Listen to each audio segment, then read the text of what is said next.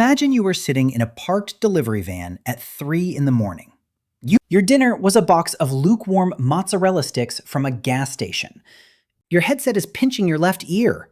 And on the other end of the phone is a heavily armed man named Gary, who is having the worst Tuesday of his life. Gary has barricaded himself inside a regional bank because his credit score dropped.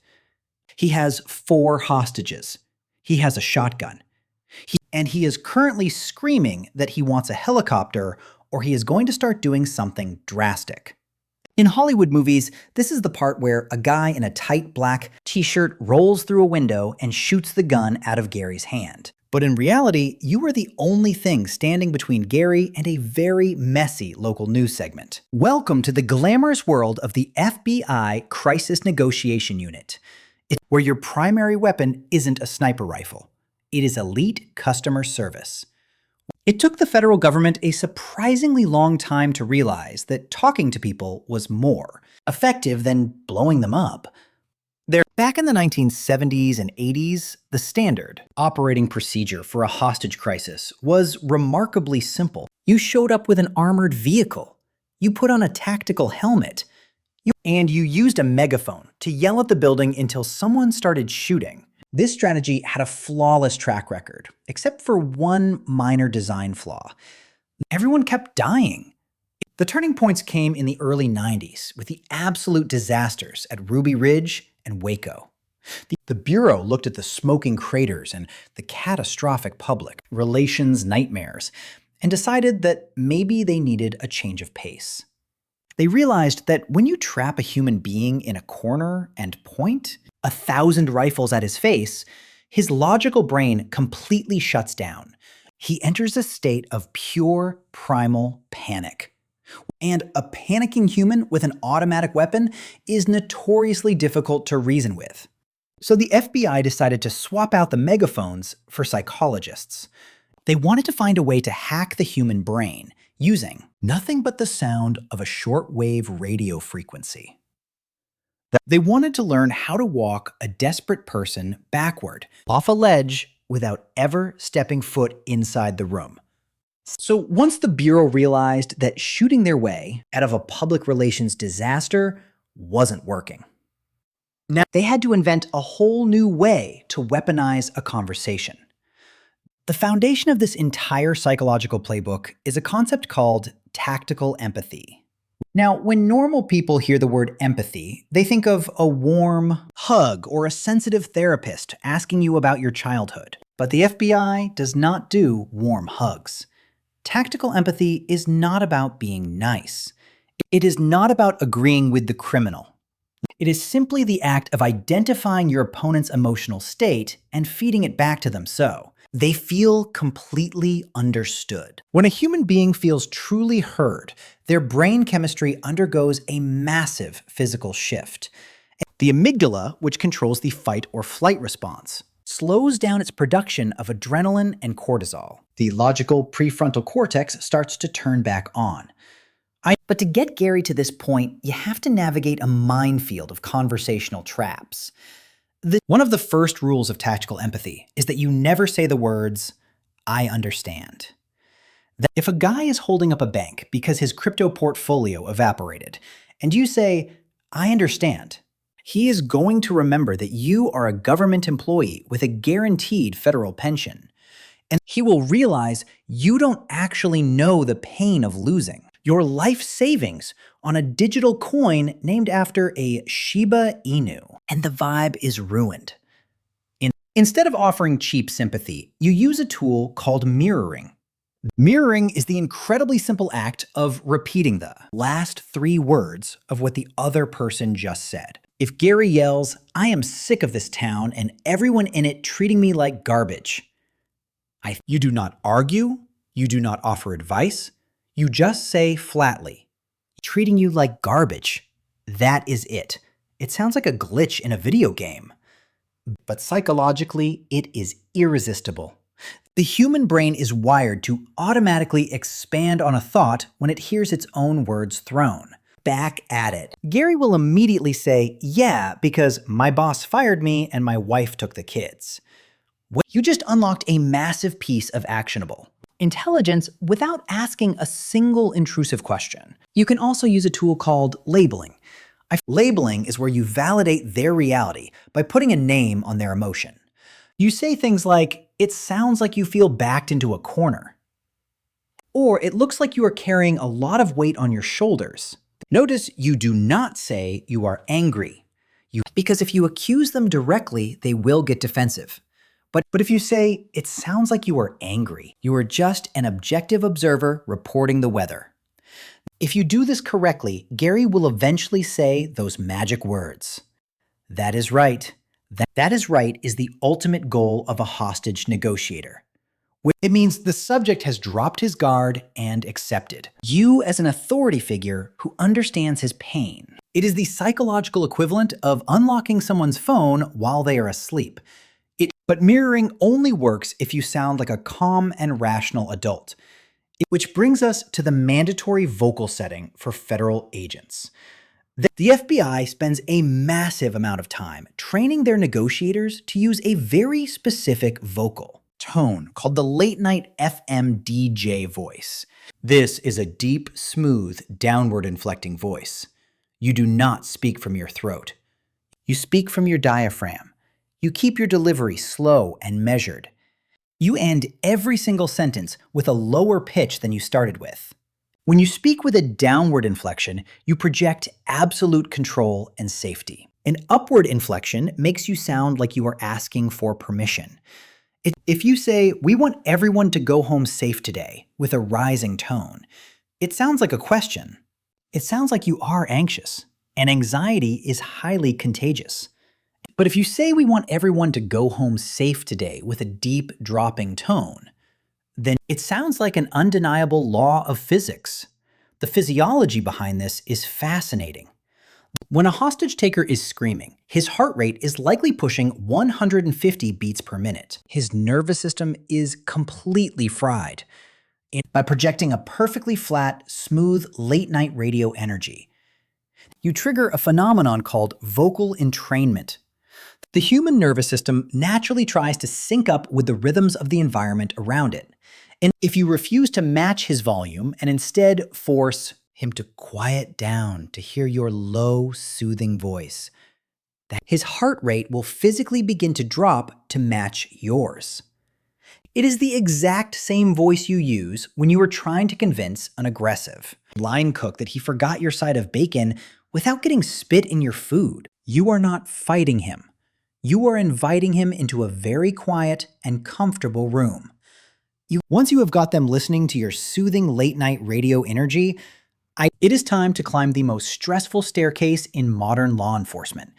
The FBI Crisis Negotiation Unit organizes every single interaction using a framework called the Behavioral Change Stairway Model. This model has 5 distinct steps: active listening, empathy, rapport, influence, and behavioral change.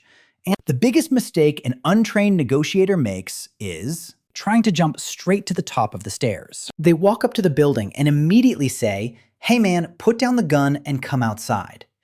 That is trying to enforce behavioral change without building a foundation. It is like asking someone to marry you on a Tinder matching screen. You have to earn the right to influence their behavior by spending hours doing nothing but soaking up their toxic energy on the lower steps. Active listening means you are not thinking about what you are going to say next. You are listening for the underlying drivers. You are listening to the pauses. You are listening to how many times they mention their mother. Once you have listened enough, you naturally transition into empathy because you understand their worldview. From empathy, you build rapport, which is the bridge of trust. Only after hours of rapport can you begin to exert influence. And only after influence do you get the behavioral change, where they actually hand over the weapons and walk out with their hands up. This process is an absolute test of physical and mental endurance. You might spend 6 hours listening to a guy complain about the local zoning board or his internet speed. You have to be a professional emotional sponge. You cannot get offended. You cannot lose your temper. because the moment you show a single flash of irritation, you fall all the way back down to the bottom of the staircase.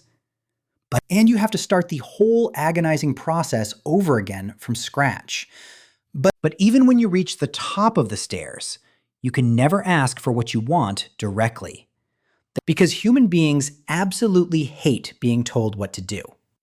If you tell a hostage taker to surrender, his brain registers it as a loss of autonomy. He will dig his heels in just to prove that you do not own him. So you have to use the power of the word no. In Western culture, we are conditioned to think that getting a yes is the ultimate victory. Salesmen are trained to trap you in a yes momentum. They ask you things like, do you want to save money on your car insurance? And you say, yes. And then they ask, do you want a reliable policy? And you say yes. But internally you feel greasy and defensive because you know you are being manipulated. The FBI does the exact opposite. They look for a no. Because saying no makes a human being feel safe and in control. When you say no, you feel like you have successfully defended your boundaries. So instead of asking Gary, can we talk about a peaceful resolution? You ask him, is it a bad time to talk? Gary will instantly say no. And because he just said no, his brain feels totally secure and open to the conversation. Instead of asking, do you agree to let the hostages go?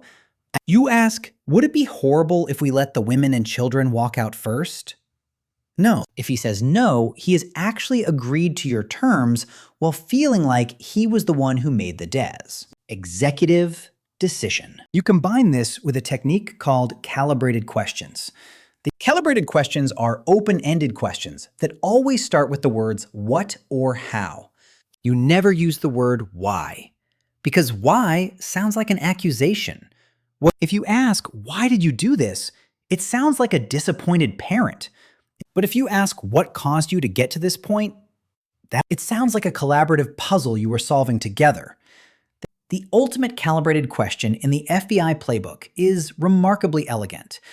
When Gary demands a helicopter within 15 minutes or else, you do not say that is impossible. You do not say the government does not provide aviation services to fugitives. You just use your late-night DJ voice and ask, how am I supposed to do that? This is a beautiful piece of psychological jujitsu. By asking, how am I supposed to do that, you are not refusing his request, but you are actually accepting his request, but asking him to help you with the logistics. Gary's brain is forced to stop panicking and start problem solving for the FBI. And he will stop and think about the reality of landing a helicopter on a narrow street. He will realize it is a logistical nightmare. And he will often say something like, well, look, just get me a car instead. He has successfully negotiated himself down from a helicopter to a sedan. And he thinks it was his idea. This entire high-stakes psychological ballet works because humans under extreme stress all break down the exact same way, whether they are holding a hostage or just holding a grudge. Which brings us to the ultimate twist of this entire profession. The FBI Crisis Negotiation Unit was created for bank robberies and international kidnappings, but the tactics they perfected are actually just a field guide for surviving regular modern life. We are all hostage negotiators every single day of our lives. Your boss is holding your salary hostage, and your landlord is holding your security deposit hostage. Your car insurance company is holding your claims adjustment hostage, and your 3-year-old child is currently holding the entire morning schedule hostage because they refuse to wear socks that have seams on them. If you try to resolve these everyday crises using the old-school 1980s megaphone strategy, if you show up to your annual performance review and demand a raise through sheer aggression, you are probably going to experience a professional public relations disaster. But if you sit down and deploy tactical empathy, if you mirror their objections and use calibrated questions to force them to solve your financial problems, you will be shocked at how quickly people hand over the keys to the castle. The absolute hardest part of the job, though, isn't negotiating with the criminals. It is negotiating with yourself. When you are trapped in a high-stress situation, your own amygdala is constantly screaming at you to panic. Your own brain is holding your logic hostage. The real mastery of a crisis negotiator is the ability to look at your own internal chaos and apply a label to it, and use that downward inflecting late-night voice on your own soul. So what about you? Are you the guy who shows up to an argument with an armored vehicle and a megaphone? Or are you ready to sit in the van and listen until the other side gives up? Let me know down there. And if you ever find yourself barricaded in a room because the world is too much, just remember to take a deep breath. Keep your inflection down. And remember that the mozzarella sticks are always warmer on the outside